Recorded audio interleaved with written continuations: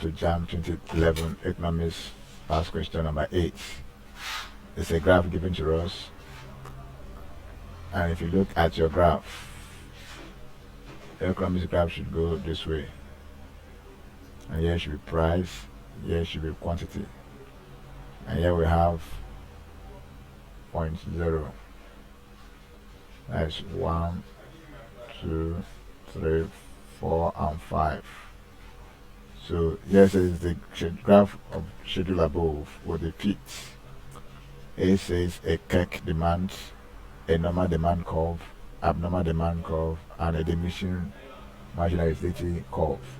An abnormal demand curve or exceptional demand curve is a demand pattern which does not abide by the laws of demand and therefore gives rise to the reverse of the basic laws of demand.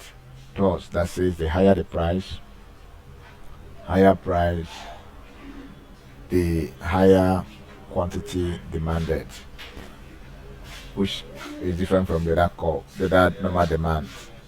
A normal demand curve moves from left to right, but this one is an exceptional demand curve. So in this case, option C, which is abnormal demand curve, is the correct answer. Thank you. Please subscribe for more questions.